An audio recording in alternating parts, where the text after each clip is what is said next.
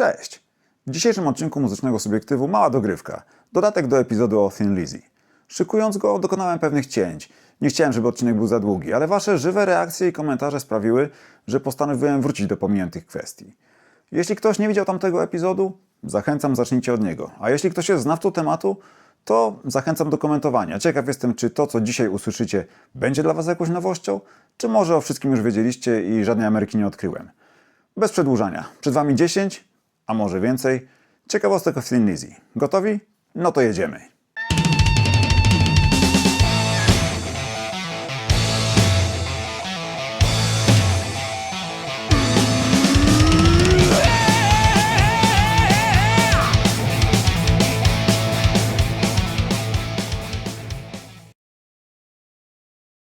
W komentarzach do premierowego odcinka Muzycznego Subiektywu pojawił się bardzo ciekawy wątek wymowy nazwiska lidera Thin Lizzy.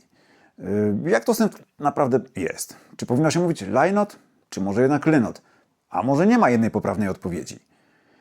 Swoją wersję wymowy oparłem na tym, co znalazłem w dwóch autoryzowanych biografiach Philippa Lynotta, w Cowboy Song autorstwa Grima Thompsona oraz w The Ballad of a Thin Man pióra Stuarta Bale'a. I w obu z nich natrafiłem na bardzo podobną argumentację, która pochodzi od głównego zainteresowanego. W książce Thompsona możemy przeczytać wytłumaczenie It's Lynott, 'cause I tell no lies, co opiera się na grze słów. Nazwisko wymówione Lynott jest tożsame z brzmieniem słów lie not, czyli nie kłamię. Czyli jak twierdził Phil, wymawia się Lynott, bo nie kłamie. Jak to z tym kłamaniem było, to inna sprawa, ale jako wytłumaczenie wymowy argument bezcenny. U Stewarta mamy podobne wyjaśnienie. Gdy jakaś dziewczyna pytała Phila o wymowę jego nazwiska, odpowiedział You call me Lynott, I tell no lies. Czyli zwracaj się do mnie Lynott, nie opowiadam kłamstw. Gdy jednak jeden z widzów zakwestionował ten sposób wymowy, postanowiłem sprawę zbadać głębiej i podrążyć. Sprawdziłem w różnych filmach dokumentalnych poświęconych Philowi Thin Lizzy.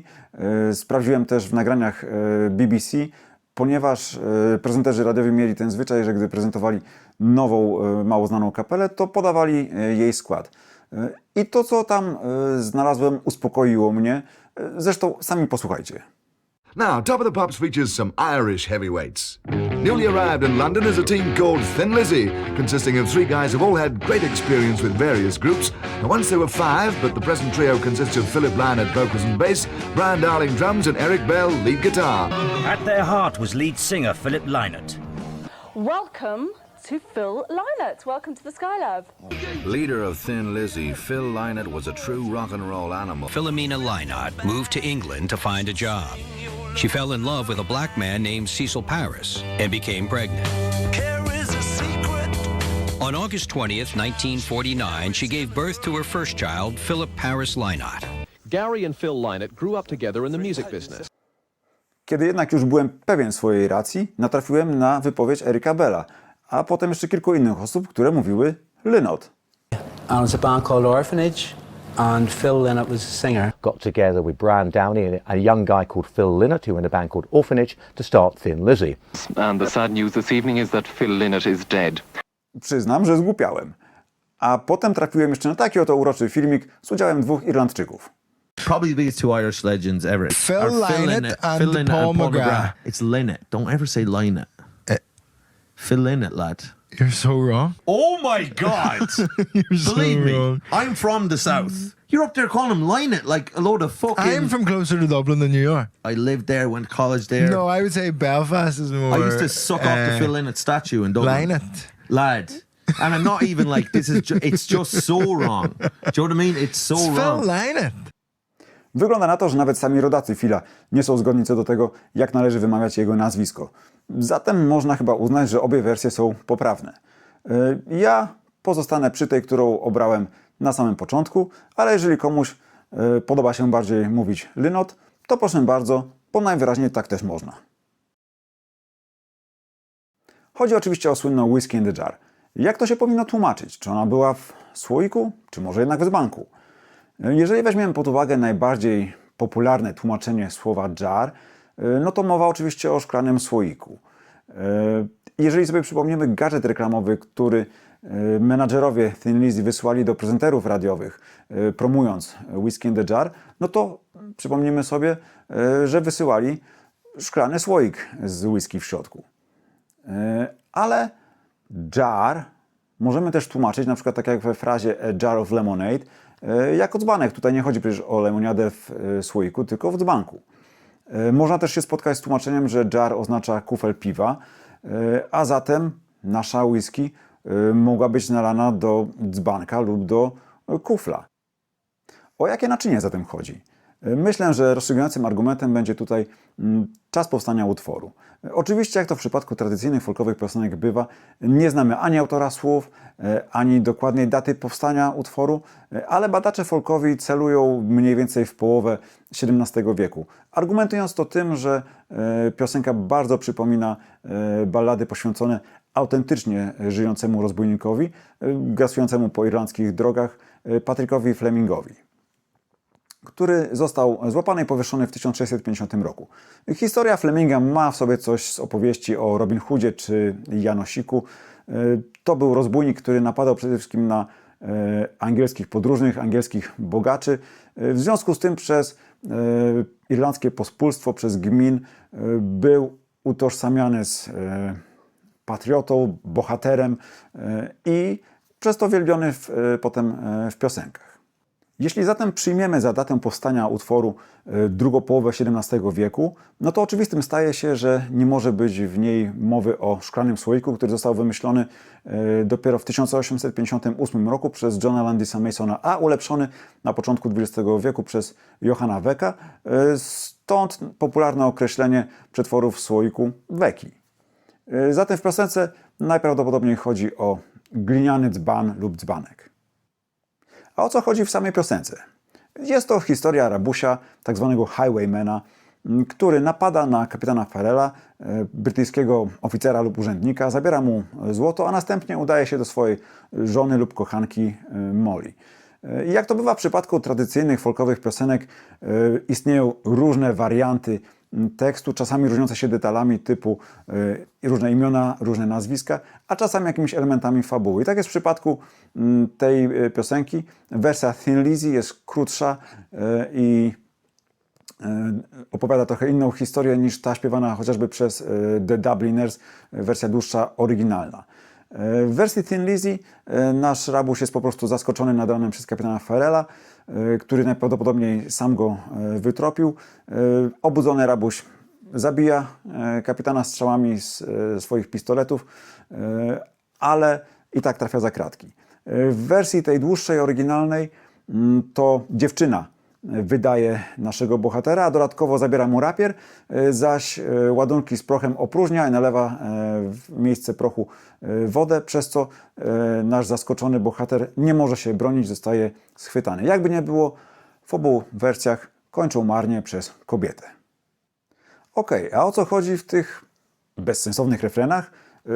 Co ma oznaczać to Masha ring, dama dum, dama da albo Whack for my daddy-o? Najprawdopodobniej nic.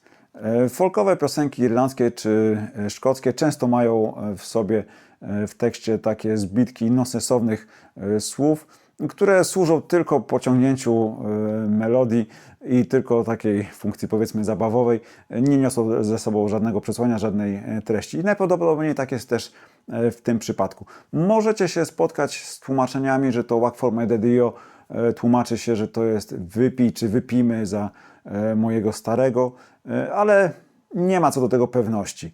Równie dobrze może to być taka nonsensowna zbitka, podobna jak na przykład do tego, co Manfred Mann zaserwowali nam w swoim przeboju do a didi, didi dam, didi do.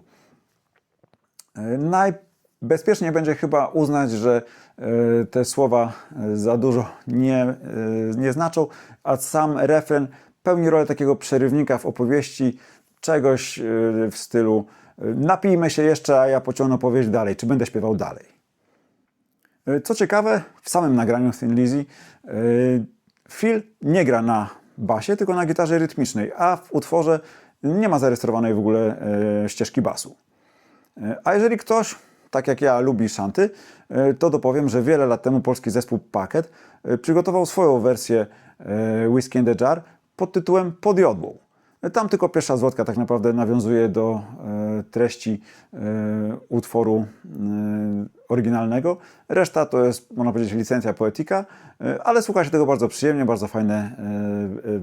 bardzo fajna aranżacja. Fajny ten tekst też jest. A ileś lat później zespół Smugglers, który wyewoluował z pakietów, nagrał swoją już elektryczną wersję, zbliżoną do wersji Thin Lizzy, również pod tytułem Podjodło. Jeżeli kogoś to interesuje, linki zamieszczam w opisie do filmu.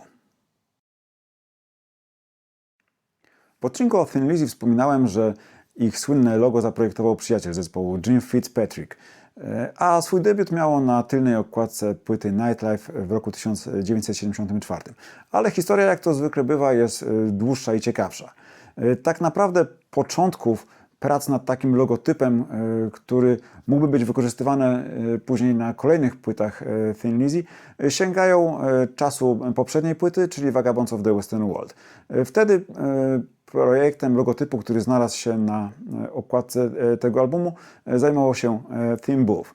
Ale ze względu na natłok prac, prawie skończone logo oddał Jimowi Fitzpatrickowi, prosząc, żeby ten to zlecenie dokończył. I ten faktycznie zrobił to po drobnym retuszu. Ten logotyp wylądował na okładce albumu Vagabonds of the Western World. I ten album był wspierany przez singiel The Rocker. I Fitzpatrick zaprojektował różne materiały promujące, m.in. plakat. I tam to logo z okładki Vagabonds of the Western World jeszcze trochę przerobił, dopracował, po czym uznał, że efekt jest zadowalający i że to może być to logo, które będzie wykorzystywane na kolejnych albumach Thin Lizzy. Ale tak się nie stało. Kiedy Lynott zobaczył projekt plakatu, to nowe, podrasowane logo bardzo mu się spodobało, ale jeszcze bardziej spodobały mu się litery, których Fitzpatrick użył, tworząc tytuł singla The Rocker. I poprosił Jima, czy ten mógłby, wykorzystując to samo liternictwo, tę samą stylistykę, opracować też nowy logotyp Thin Lizzy. Tak się stało i to jest to słynne logo Lizzy. I Fitzpatrick nie ukrywa, że tu inspiracją, żeby ono powstało, był Phil i bez jego pomocy, jego pomysłu, jego podpowiedzi, on sam raczej by na to nie wpadł. Projekt był na tyle udany, że pojawił się nie tylko na tylnej okładce płyty Nightlife, ale też na przedzie kolejnego albumu Fighting z roku 1975, a także stał się podstawą stworzenia tego słynnego, wiszącego logotypu, który znajdował się nad sceną podczas koncertu. Zbudowany był z mnóstwa lusterek, które odbijały światła reflektorów i dawało to niesamowity efekt na żywo. Natomiast jeżeli przyjrzymy się kolejnym albumom Thin Lizzy, to okaże się, że ten logotyp, o którym Fitzpatrick myślał, że będzie wykorzystywany na kolejnych okładkach, już się nie pojawia. Phil tak naprawdę chciał mieć na każdą okładkę inne liternictwo nawiązujące stylistycznie do tego, co na tej okładce się dzieje. I tak naprawdę tylko ostatni album Thin Lizzy Life, ten wydany jeszcze za życia Lynotta, zawiera znowu to logo Fitzpatricka. Podejrzewam, że dlatego, że to był album taki, no, pośmiertny, w sensie po śmierci, po rozwiązaniu Lizzy, do którego większość zespołu nie miała serca, nie uczestniczyła w pracach.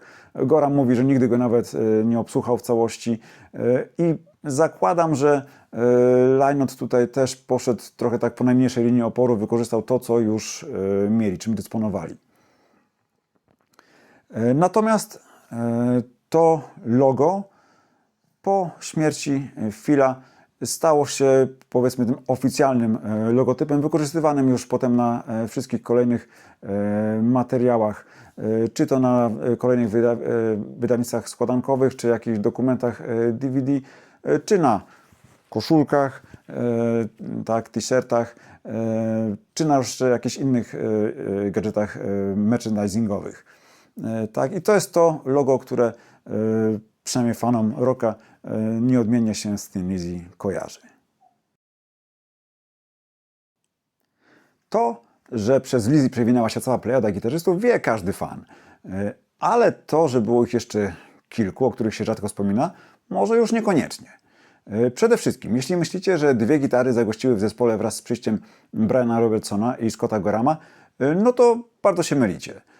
Otóż po odejściu Erika Bella przez kilka miesięcy zespół wspierał Gary Moore, a kiedy on odszedł, Lizzy znaleźli się w poważnych tarapatach, ponieważ mieli już zaklepaną krótką trasę po Niemczech, a ze względów finansowych bardzo im zależało na tym, żeby się ona odbyła.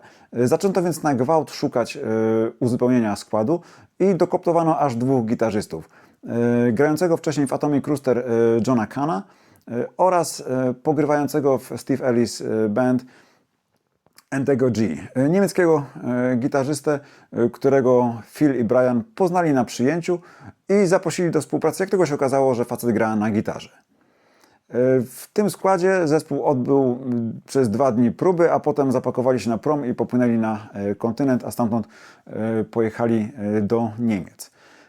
I wszystko się zaczęło sypać.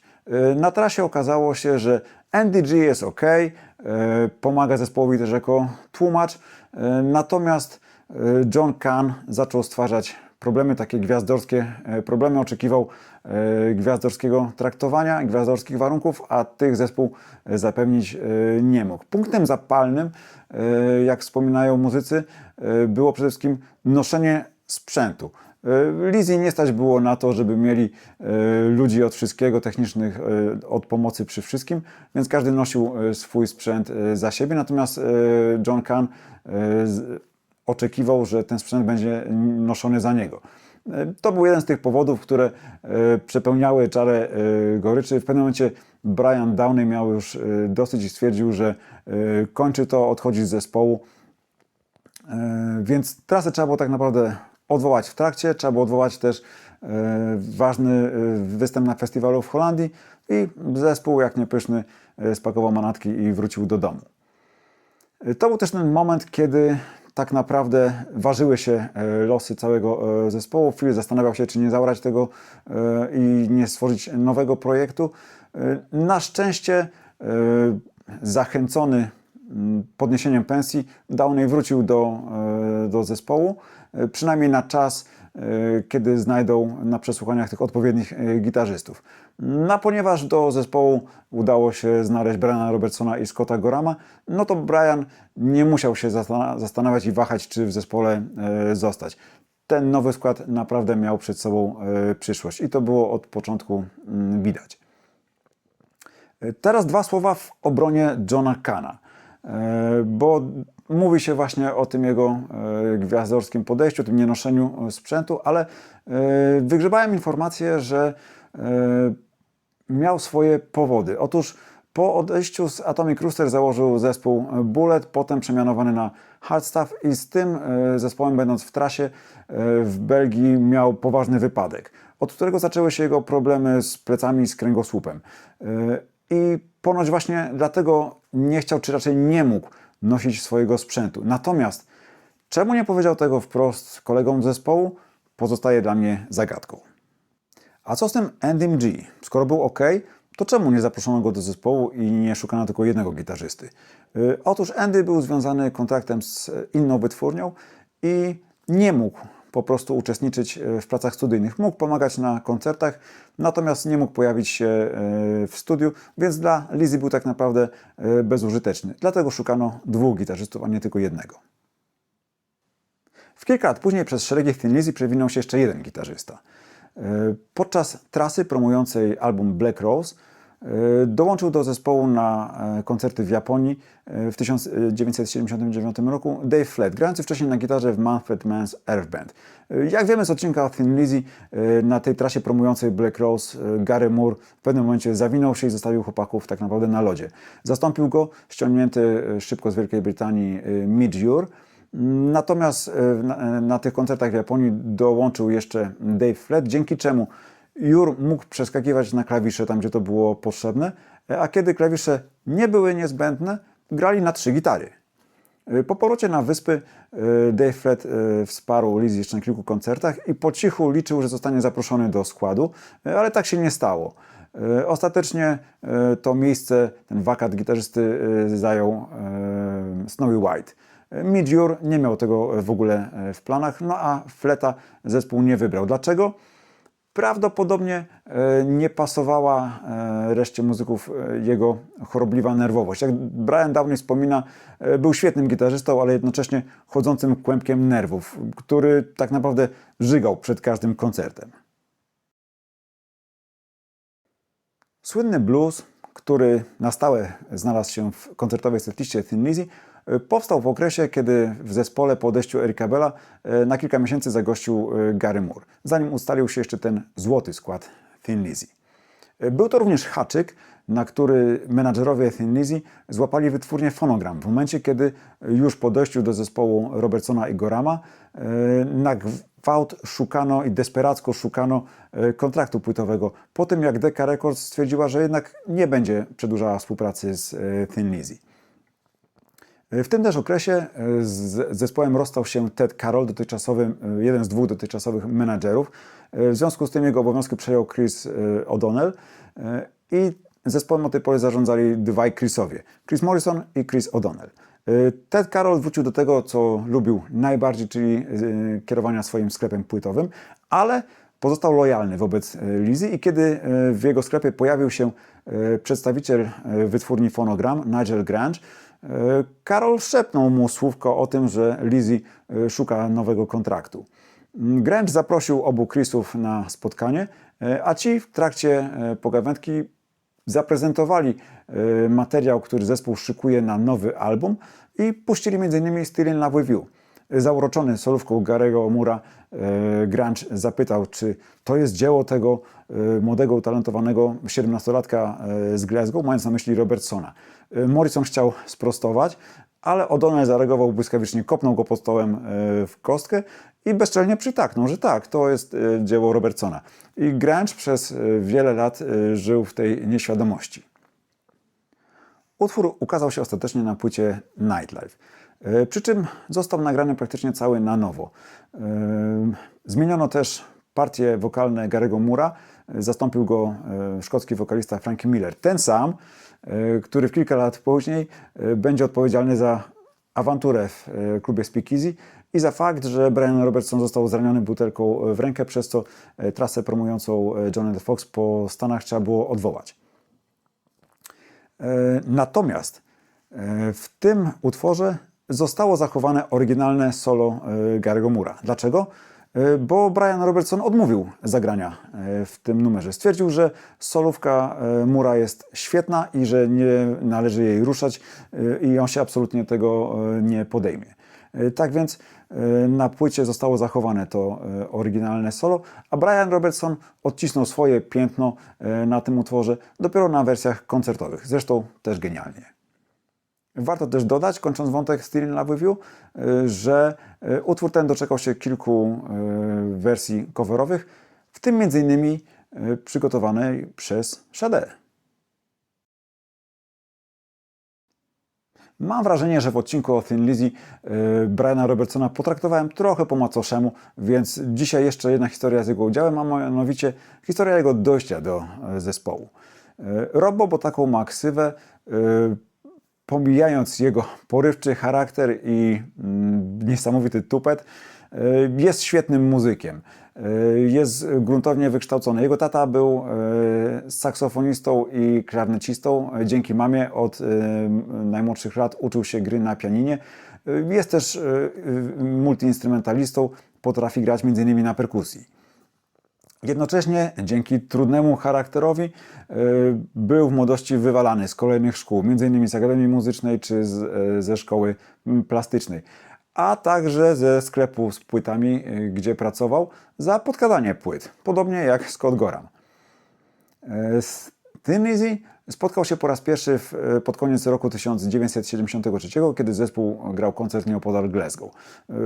Po raz pierwszy wpadli na siebie w barze hotelu Redhurst, gdzie Brian, mimo że był nieletni, to już popijał alkohol, a potem po koncercie Robertson kręcił się koło zespołu, aż ostatecznie wylądował w jednym pokoju z Brianem Downeyem i z jego dziewczyną. I tam, mimo że pijany, Robertson zaczął się przechwalać i pokazywać, co on to potrafi grać na gitarze. Grał mimo tego, że był pod wpływem świetnie, znał też bardzo dobrze repertuar Lizzy i w pewnym momencie wprost zapytał Downeya, czy jest szansa, żeby znalazło się dla niego miejsce jako gitarzysty w Lizzy. No, szans nie było na razie, bo za jakiś czas Eric Bell odszedł, Gary Moore też tam długo miejsca nie zagrzał, a skład z Johnem Cannem i Andym G nie przetrwał próby, więc zaczęto szukać nowych gitarzystów. I wtedy Charlie McLennan, który był przyjacielem Robba, a jednocześnie roadiem Thin Lizzy, czyli takim pracownikiem przede wszystkim pomagającym w trasach koncertowych, dał mu znać, że zespół szuka gitarzysty. Robbo spakował się i pojechał do Londynu, ale żeby mieć jakąś alternatywę, jakieś zabezpieczenie, to najpierw poszedł na przesłuchanie do innego zespołu, Slack Alice, gdzie został przyjęty jako perkusista. A kiedy miał już w kieszeni jakby pewny jeden angaż, poszedł na luzie na przesłuchanie do Thin Lizzy. I tam został bez problemu przyjęty. Brian Downey poznał go, pamiętał tego młokosa z Glasgow, ale nie musiał mu dawać żadnych for. Po prostu ze swoimi umiejętnościami i kompletną znajomością repertuaru Thin Lizzy Robertson nie mógł nie zostać przyjęty. Kilka słów należy się też Brianowi Downeyowi, który, mimo że potężnie walił w Gary, uznawany jest za najspokojniejszego członka zespołu i takiego, któremu też niesłusznie poświęca się czasem najmniej uwagi, a niesprawiedliwie, bo był przecież przez lata filarem zespołu. Więc pierwsza rzecz, którą trzeba o nim powiedzieć, to jest fakt bezdyskusyjny, który trzeba powiedzieć głośno i wyraźnie. Brian Downey wybitnym perkusistą jest. To nie ulega wątpliwości. Umiejętności techniczne, jednocześnie swoboda, z jaką gra, to charakteryzują najlepszych muzyków. Często określany jest mianem human metronome, czyli ludzki metronom dla swojej precyzji, wyczucia czasu i rytmu. W okresie tria, kiedy grali z Lynotem i Bellem, był zdecydowanie najlepszym technicznie członkiem zespołu, a sam Eric Bell mówił o nim, że Brian Downey nie jest perkusistą, jest muzykiem, który gra na perkusji, a to zasadnicza różnica. Brian Downey miał też duży wpływ na aranżację utworów i tu warto chociażby przypomnieć historię aranżacji utworu Don't Believe a Word. To w dużym stopniu jego zasługa, że z takiego spokojnego, powolnego bluesa zamienił się w ten ognisty kawałek, którym jest teraz. Był też dobrym znawcą charakterów, czy takim kompasem, można powiedzieć. Sam kulturalny, grzeczny, raczej taki spokojny. Kiedy kogoś nie trawił, to mogło oznaczać tylko jedno, że ten ktoś jest prawdziwym dupkiem.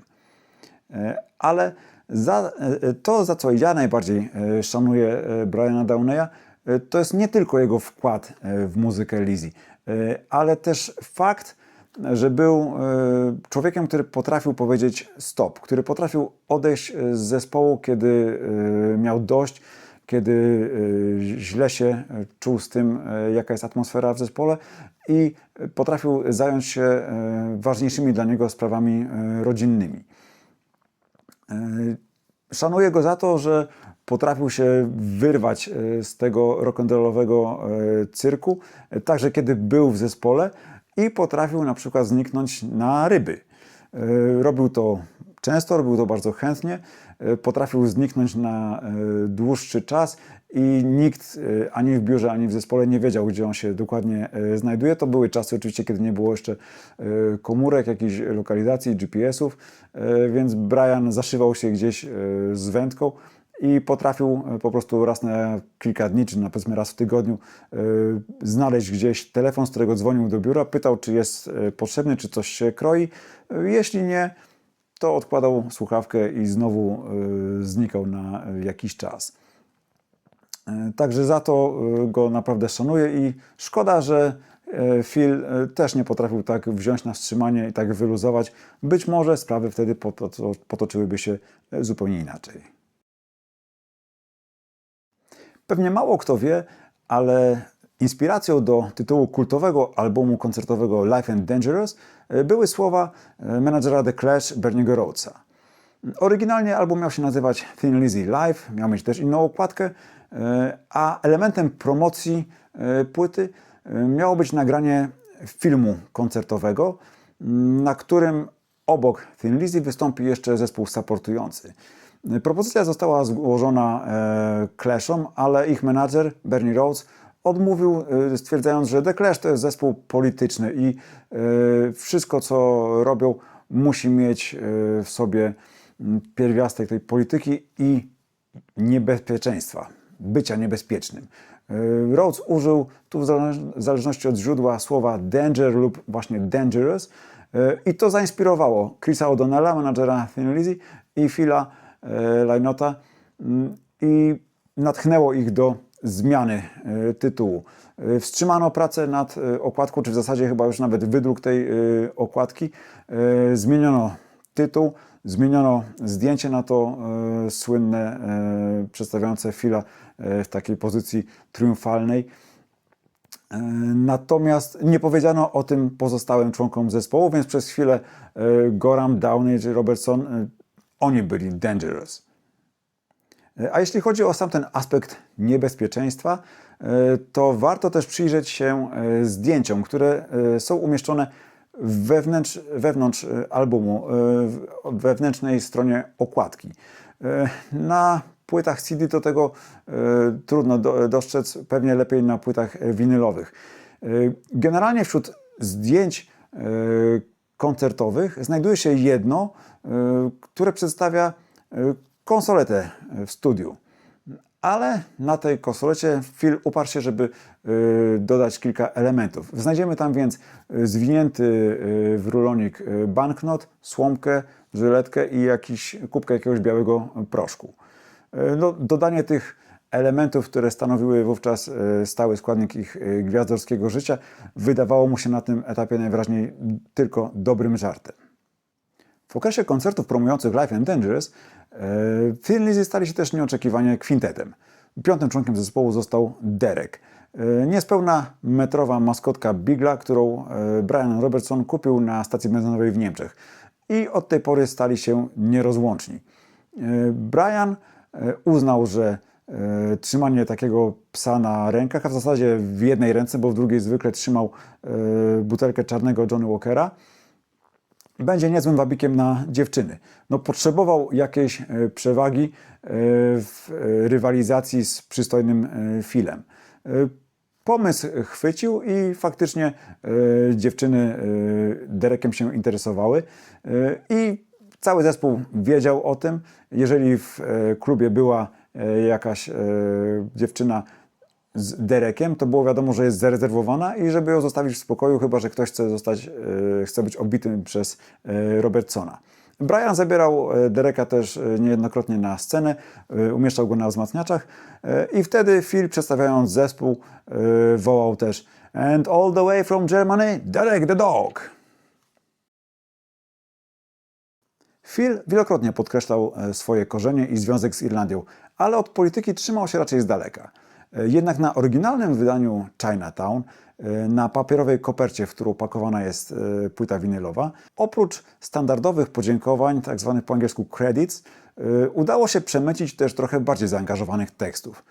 Takich na przykład jak "Kiedy ty słuchasz, trzeci świat głoduje", czy "Energia atomowa jest niezbędna", "Ludobójstwo żyje i rozmnaża się na ziemi". Przede wszystkim jednak Smash H Block, czyli rozwalić blok H, nawiązujący do strajków członków IRA osadzonych w północnoirlandzkim więzieniu Maze, zwanym też Long Cash.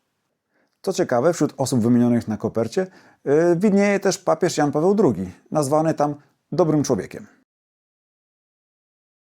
Swoje ostatnie koncerty Thin Lizzy dało w 1983 roku podczas festiwalu Masters of Rock w Niemczech, gdzie zagrali 3 września w Kaiserslautern i następnego dnia w Norymberdze.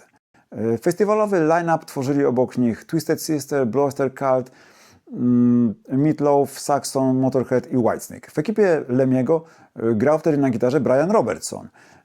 W obciachowych ciuchach i w krótkich, zafarbowanych na czerwono włosach, czym ponoć testował cierpliwość Lemiego.